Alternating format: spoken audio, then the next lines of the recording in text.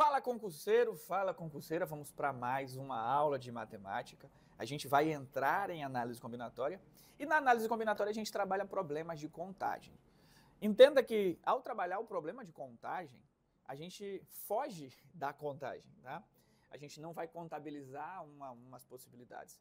A gente vai desenvolver técnicas onde a gente consegue calcular a quantidade total de possibilidades sem precisar utilizar o cálculo 1 a 1. A gente vai desenvolver técnicas em que a gente consegue contabilizar, tá, grandes cálculos, grandes contagens, de um jeito mais simples, de um jeito mais prático. E sem dúvidas, a forma mais simples é utilizar o princípio fundamental da contagem. O princípio fundamental da contagem é a parte mais cobrada de análise combinatória. Não acho a mais difícil, mas é a mais cobrada em questões de concurso. Então vamos começar trabalhando o princípio fundamental da contagem e aí a gente começa analisando a árvore das possibilidades. Coloquei um exemplo para a gente entender como é que funciona. E aí no exemplo a gente diz o seguinte: os sanduíches da padaria Imperial são famosos no bairro. O freguês pode escolher entre 3 tipos de pão: pão carioca, pão baiano ou pão de forma. Para o recheio há 4 opções: patê, queijo coalho, presunto ou mortadela. Quantos tipos de sanduíche, ou seja, um pão mais um recheio apenas, a padaria oferece? Então a pessoa pode escolher um pão e um recheio só. E aí a gente entende o seguinte: tem 3 tipos de pão e 4 de recheio. E aí tem gente que pode pensar assim: posso montar o pão carioca,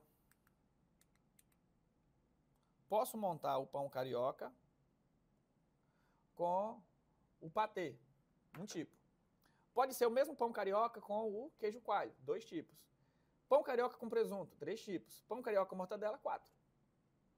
Se em vez do pão carioca eu escolher o pão baiano, eu também vou ter 4. Se em vez do pão baiano eu escolher o pão de forma, eu também vou ter 4. Então aqui a gente entende que a gente tem o quê? 4 vezes 3 possibilidades. São 4 possibilidades diferentes para 3 tipos de pão. A árvore das possibilidades, ela permite que a gente visualize isso. Claro que esse exemplo é muito simples. Talvez não fosse necessário a gente analisar essa árvore das possibilidades, mas essa árvore eu quero só que você entenda como é que a gente constrói, tá? Então aqui é o seguinte: eu tenho a primeira etapa, que é a escolha do pão. Tem pão francês, pão baiano ou pão de forma. E a segunda etapa, que é a escolha do recheio: patê, queijo coalho, presunto ou mortadela. Patê, queijo coalho, presunto ou mortadela. Ou seja, cada recheio para cada tipo de pão, eu teria 12 possibilidades. Professor, mas é muito simples isso. A gente precisa realmente montar essa árvore das possibilidades? Entenda, imagina que além do recheio ele tivesse também molho. Tem 2 molhos.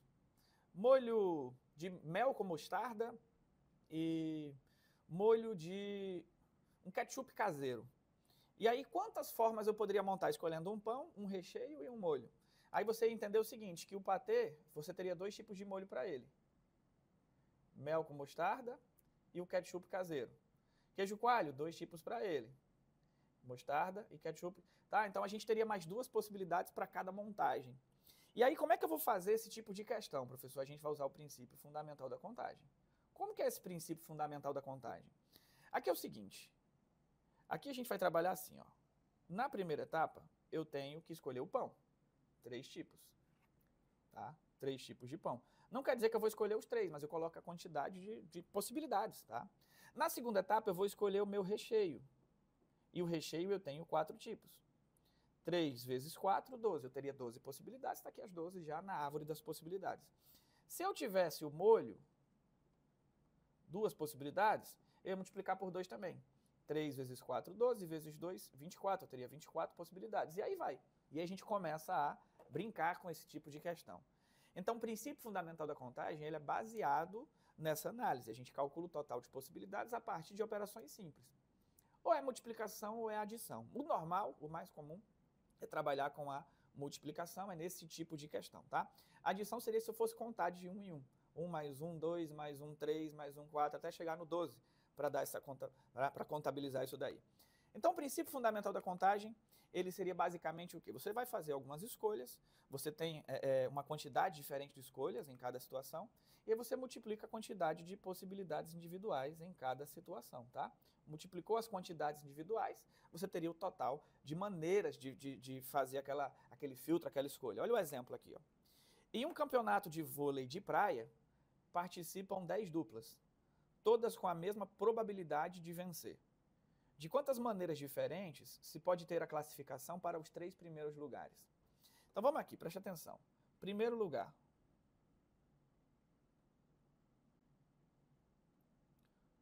Tem quantas duplas diferentes que podem ocupar o primeiro lugar? 10. Segundo lugar.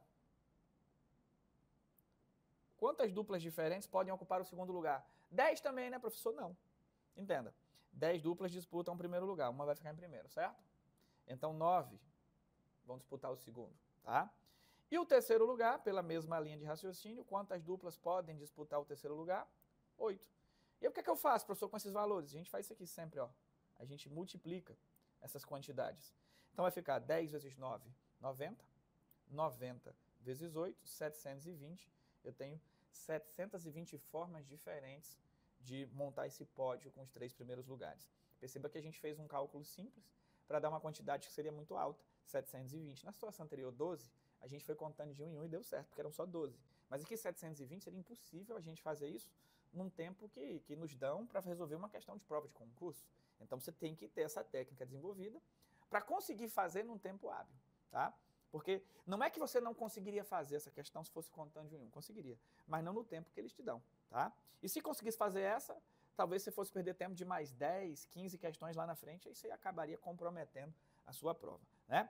Como é que isso aqui pode aparecer para a gente, professor? Olha a nossa primeira questão, diz o seguinte: cada quadradinho da figura a seguir contém um algarismo do conjunto 1, 2, 3, 4, 5, que juntos formam uma sequência.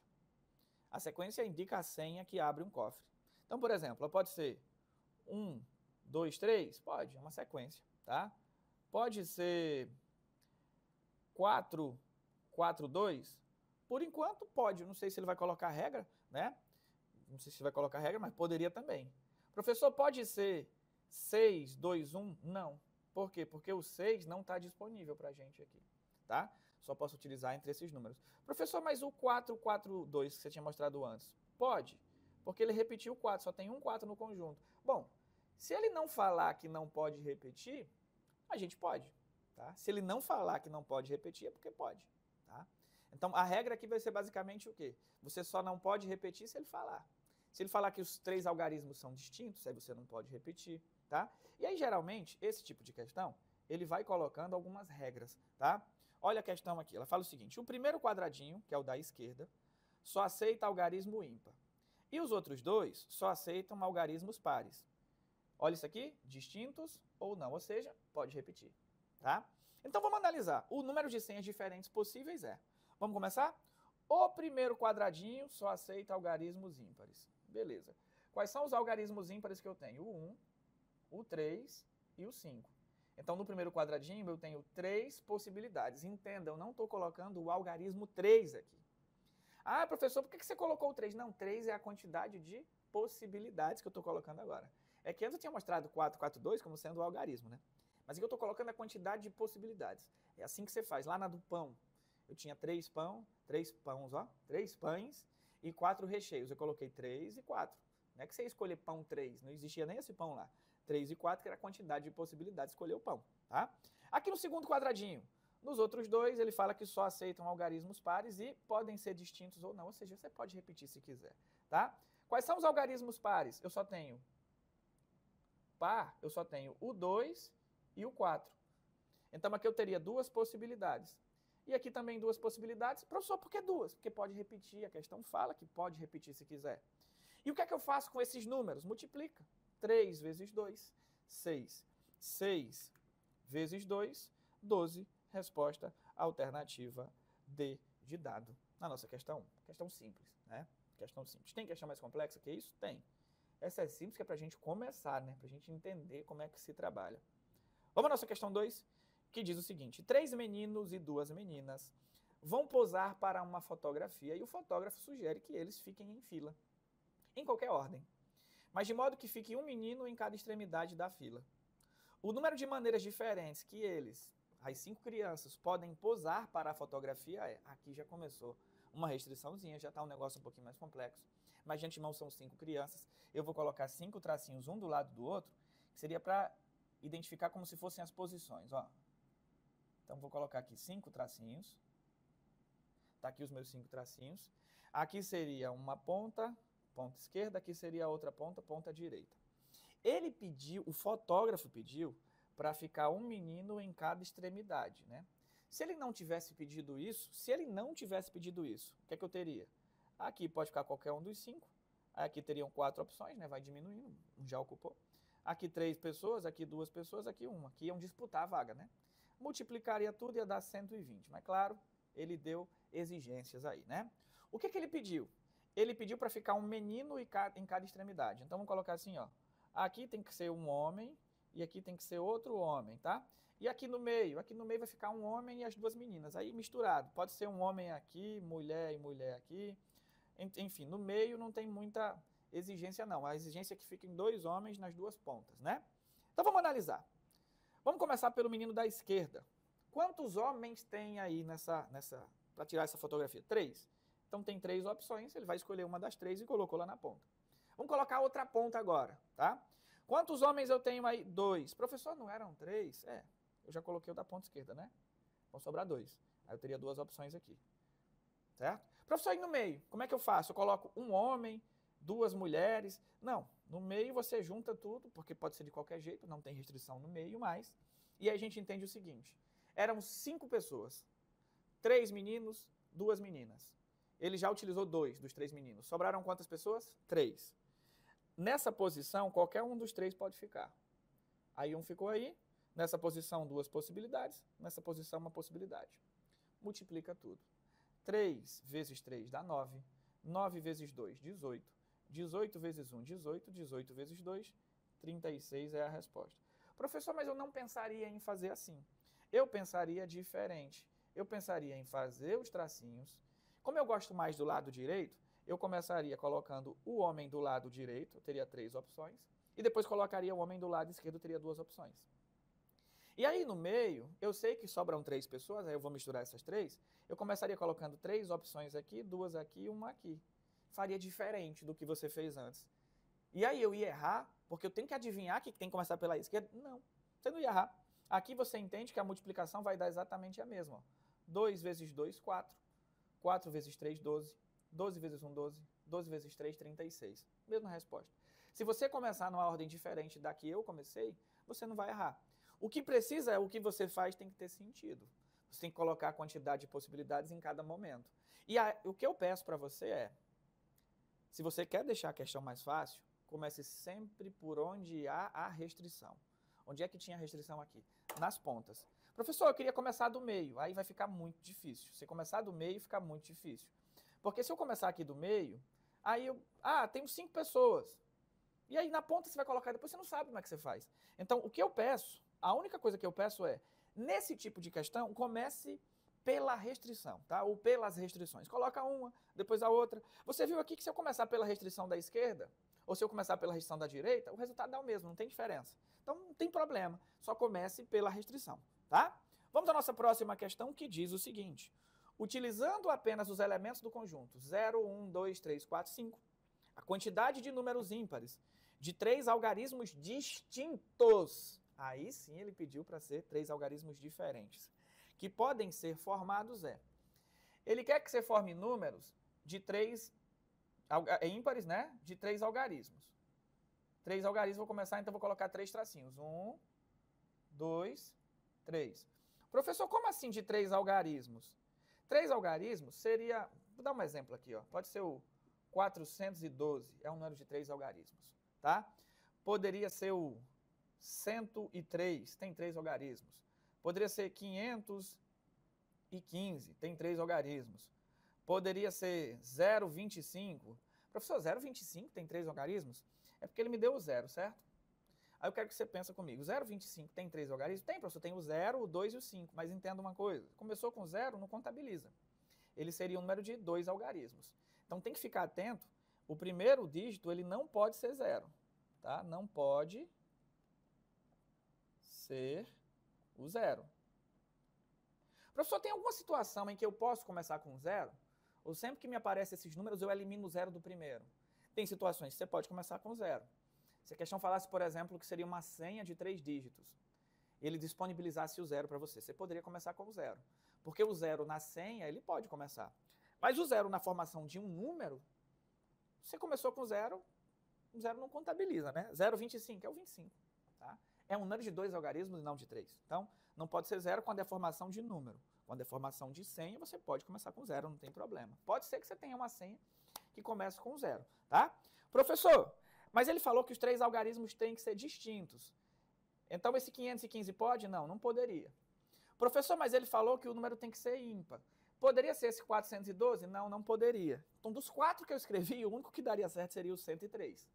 Então, entenda, tem restrição? Tem restrição. E o que é que eu faço para seguir essas restrições? Eu vou seguir, né, trabalhando em cima de cada detalhe. Primeiro, ele pediu que os 3 algarismos fossem diferentes. A gente viu que não pode começar com zero, tá? Pode começar com qualquer outro número, menos o zero. E tem que ser ímpar. O que é que tem que acontecer para o número ser ímpar? Para o número ser ímpar, esse dígito final ele tem que ser um dígito ímpar. Tá? Esse dígito final ele tem que ser um dígito ímpar. Professor, e aí? Por onde eu começo? Porque tem 2 restrições, né? A primeira não pode ser zero e a última é que o dígito tem que ser ímpar.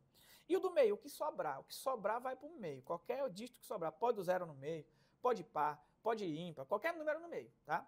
E aí a gente entende o seguinte, vamos lá, preste atenção. Não pode ser zero no primeiro, é uma restrição. É, mas foi colocada pela questão? Não, foi a gente que percebeu que não podia. Dígito ímpar é o último. Foi colocada pela questão? Sim. Por quê? Porque ele falou que os números têm que ser ímpares. Então começa pela restrição que ele colocou. Vamos começar colocando esse último dígito aqui, ó. Tem que ser ímpar, tem que ser ímpar. Como eu não coloquei nenhum ainda, vou colocar ele agora, o último dígito, né? Eu posso colocar o 1, eu posso colocar o 3 e posso colocar o 5. Eu tenho aqui 3 opções, eu não usei nada ainda, tá? Teria 3 opções, posso colocar qualquer uma das 3 no último dígito. Agora vamos colocar a outra restrição, o primeiro dígito, que ele não pode ser zero. E aí entendam uma coisa, seguinte, dessas minhas 6 opções que ele me dá, eu já, nesse momento em que eu vou fazer essa escolha aqui, eu já vou ter utilizado uma das 6, certo? Eu não sei qual, mas vou ter utilizado uma. Então vamos sobrar 5 possibilidades, ok? Dessas 5 que sobram, o zero está no meio. Aí você não pode usar o zero. Então, no primeiro dígito, agora eu tenho 4 possibilidades. Somos 2 números pares, né, o 2 e o 4, e 2 dos 3 números ímpares que sobraram. Tá? Professor, quais? Eu não sei, qualquer um, tá? Qualquer um. E aí no meio eu coloco o que sobrar é no meio. Aí no meio você conta o seguinte, ó, preste atenção. Eu tinha 6 dígitos. Eu já usei um no final, já usei um no começo. Sobram 4 que eu posso utilizar no meio. Qualquer um dos 4 que sobrarem. Já coloquei a quantidade de possibilidades individuais em cada um, agora eu multiplico tudo. Então, o que é que você faz nesse tipo de questão? Você, para resolver esse tipo de questão, vai começar com calma pela restrição inicial, pela restrição principal. Dígito ímpar, coloquei ímpar. Aí você sempre tem que contar o seguinte, se ele pediu para ser distinto, ele pediu na questão, aí o que você já usou, você vai sempre diminuindo um, que é para não repetir elemento. Então aqui, ó, 4 vezes 4, 16, 16 vezes 3, 48, eu tenho 48 possibilidades diferentes, tá? Então aqui a gente, é um teste de paciência, né?